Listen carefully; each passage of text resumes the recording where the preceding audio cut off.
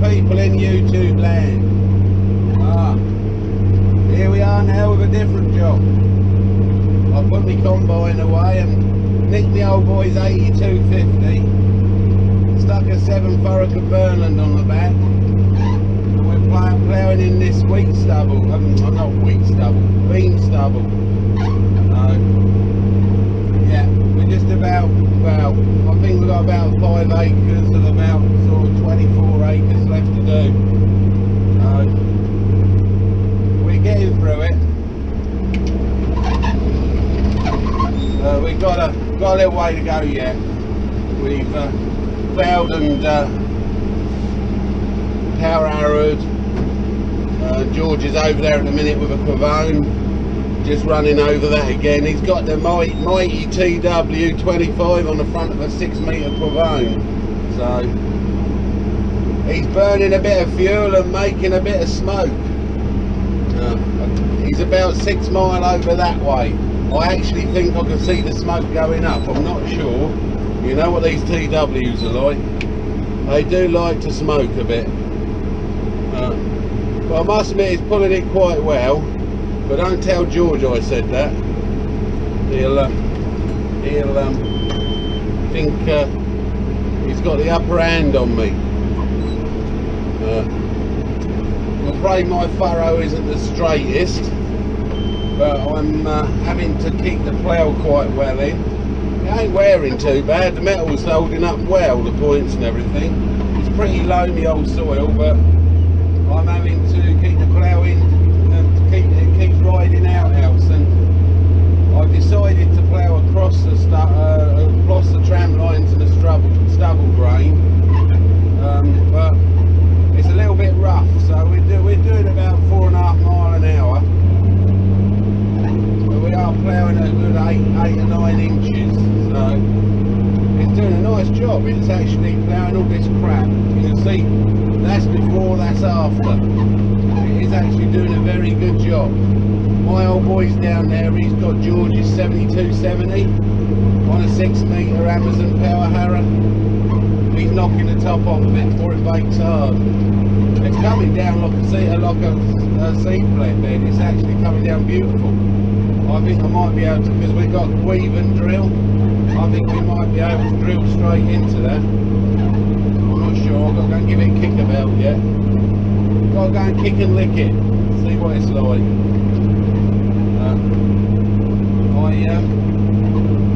George did a bit of film for Adam over in Ireland the other day, and I'm very impressed with 99% of your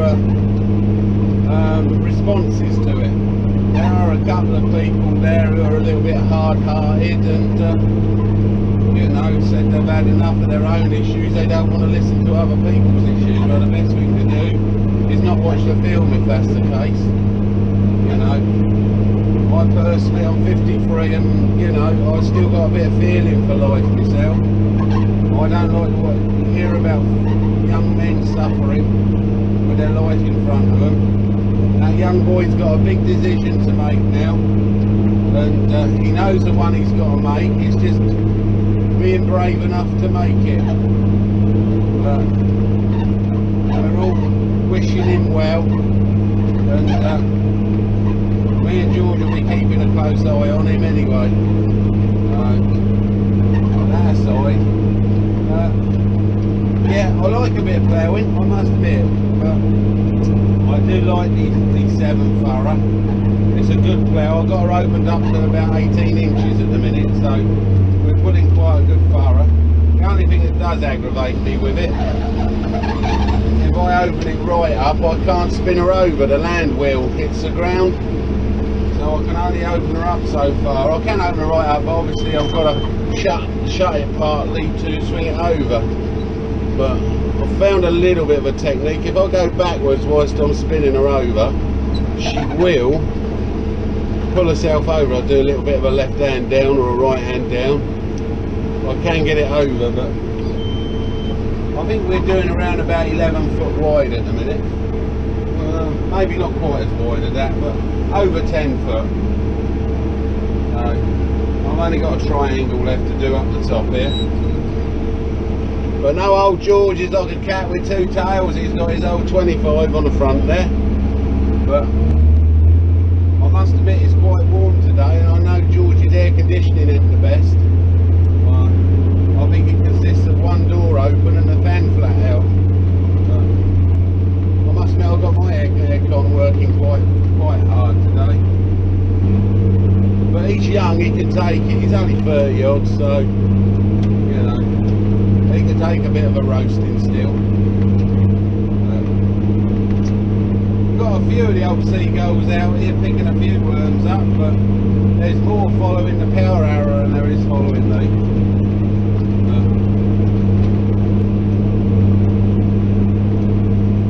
Yeah.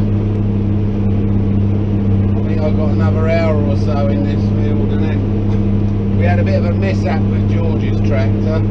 He was on a 6-furrow Cavernan plough, and the whole of the shaft that lifts the hydraulic arms, the whole of the shaft moved sideways, which let all the electronics on one end do all the draft control, let them move out of line. So we put the shaft back in, repaired what let it move, fixed it, put all the sensors back on in the right place, but it needs calibrating now, so we need a fitter with a laptop to come and calibrate the tractor. In the old days you'd hit it with a big hammer and shove a bolt in it and away you go again, but this day and age you hit it with a big hammer, weld something on the end of it to stop it doing it again, and then get somebody to recalibrate your tractor. There you go, that's progress, or so they tell us.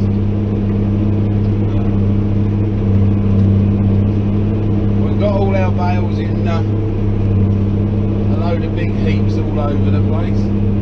I think we've got around about 6,000 tonnes of straw. So we've got a little bit to cart to the power stations this winter.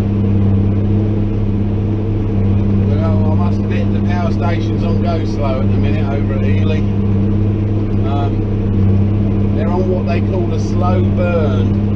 I don't know what that means. All I know is they're not taking a lot of straw at the moment, which is a bit of a pain because I've got a rather large string bill coming up. I've got to pay for all the string I've done the baling with, so I must admit I might be late paying that one, but there ain't a lot I can do about it. And the tankers are a bit slow at the minute as well. There ain't a lot of work about for them. I had to send 2 drivers home today. Got nothing for them to do. I've got another one doing maintenance, so that ain't much help neither. I might have to sell me body or something, you know, sell a kidney or something like that. If anybody out there wants a kidney, I've got a good one. It'll cost you a good 10 or 20 grand though.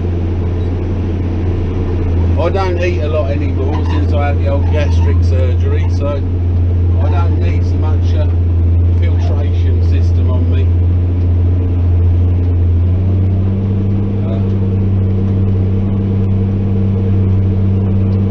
Old Georgie should be finished over there any time soon.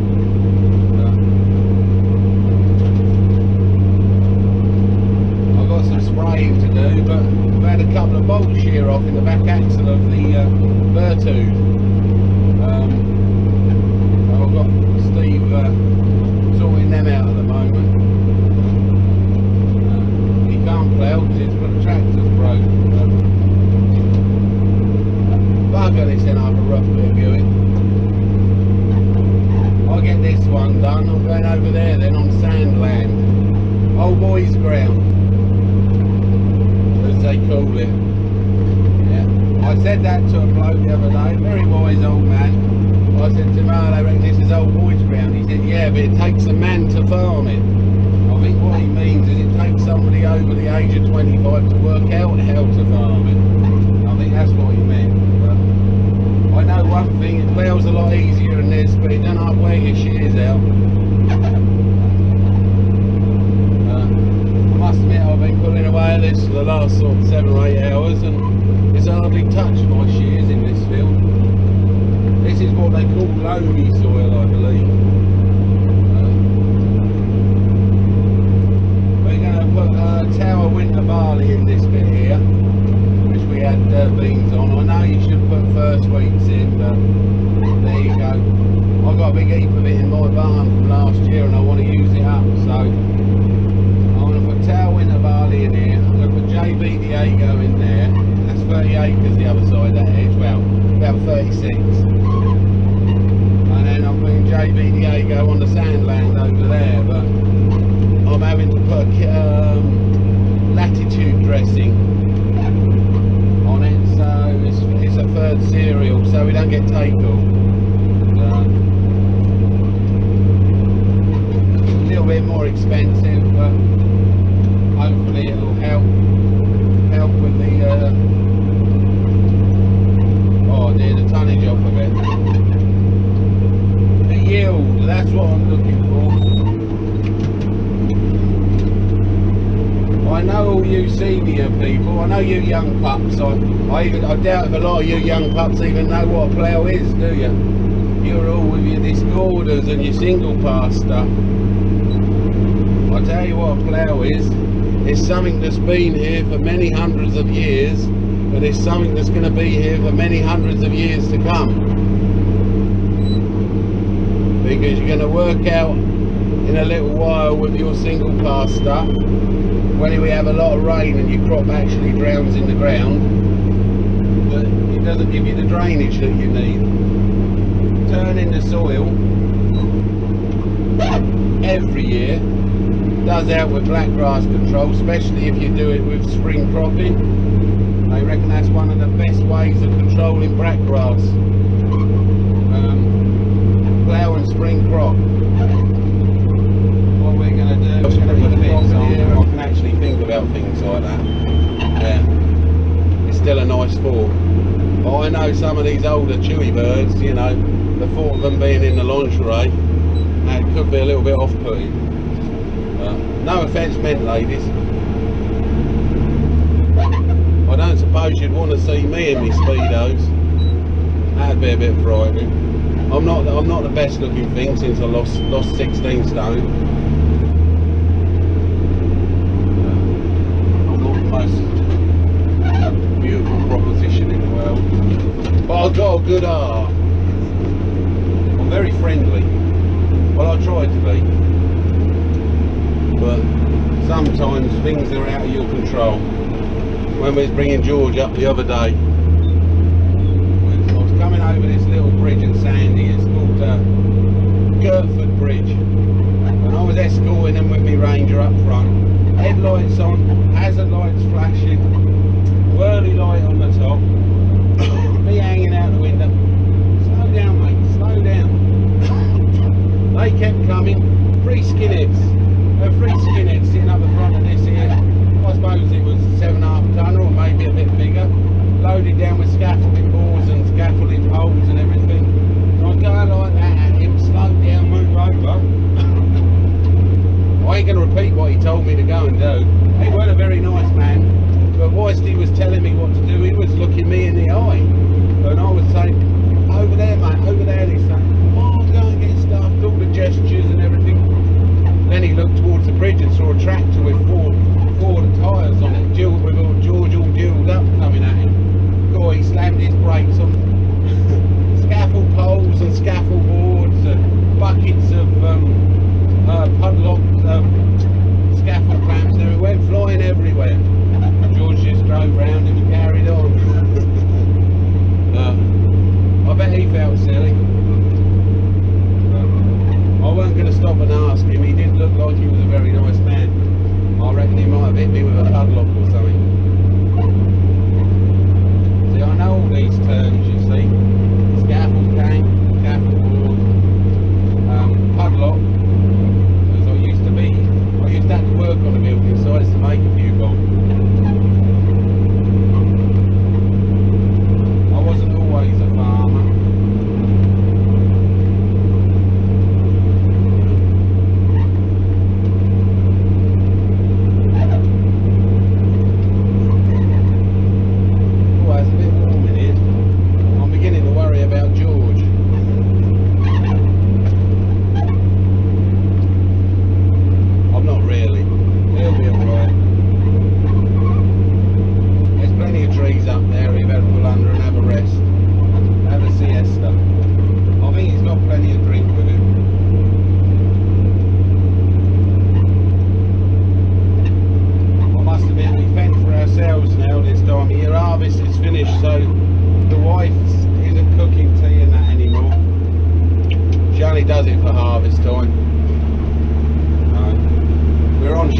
pony in a minute, me and all.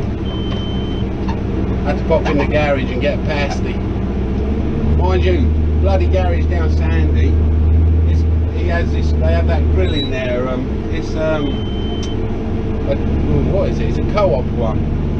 And they have these hot pasties and things, and cheese and onion turnovers and stuff like that.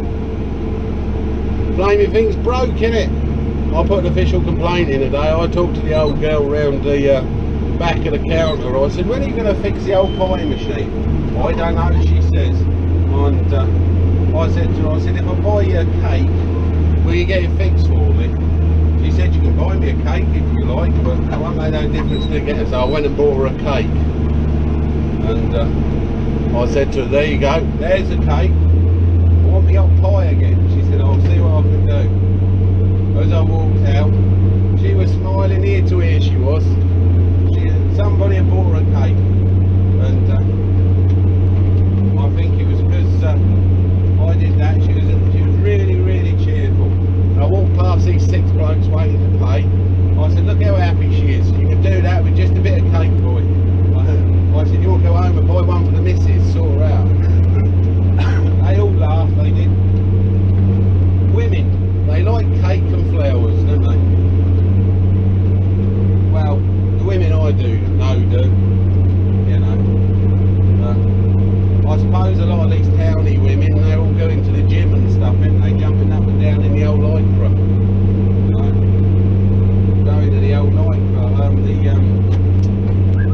health and fitness clubs and stuff. I tell you, if they dug up the back garden and growed a few vegetables, they wouldn't need all that.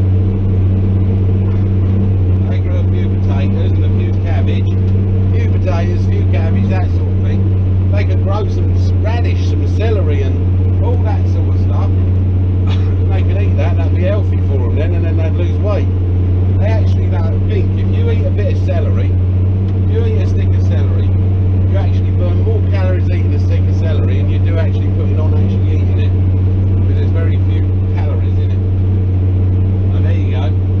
You've got to eat a bucket of celery a day and you'll lose weight. They go running all over the place, don't they, these women? Doing their marathons and half marathons and stuff. I reckon if they got that much energy, they could come and sweep out my grain barn. That'd give them a workout. If they do a good job, I'll give them a couple of quid. Mind you, I don't think they're sort of interested in a couple of quid.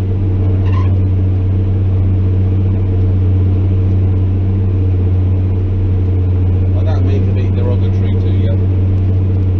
Well, I suppose I am, though. Sorry about that. I don't know whereabouts I am on this end, but that'll do. Spin around. Bugger, I've only got about an acre left to do. I'll get to go and finish off Steve's field then, that he broke down in. There you go. I know a young man named Tom Banks, he rang me up earlier. And he says, I told him that I've got to do my ploughing on my own, and he said, well, nobody will do it as well as you do anyway.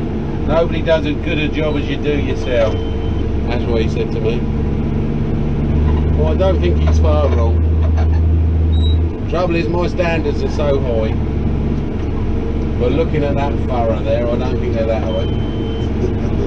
Mind you, a blind man would be glad to see it. I'm not used to say that. Oh, a blind man would be glad to see him. Now his old dad was a bloke, Sammy Knott, Irish lad. Ever such a nice man. But, cool. Talk about tight. He'd make, oh dear, he'd make a Scotchman cry, he would. He's as Irish as a day is long, but really, really, really funny man. Really funny man he was. I like Sam a lot, to be honest. I like Clive, but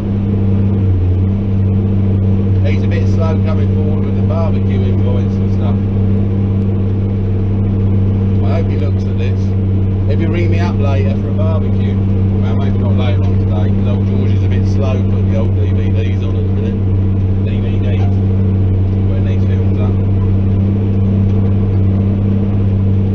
Bugger, another 10 runs and I'll be done. I get a change of scenery then. I get to go the other side of that edge and look at the big windmills they put up over the other side of Biggleswade. Right, I'm going to give it a rest because I'm getting a sore throat. I need a drink. I'll have a chat with you a bit later. When the sun starts touching the treetops, I'll turn it on again. There you go.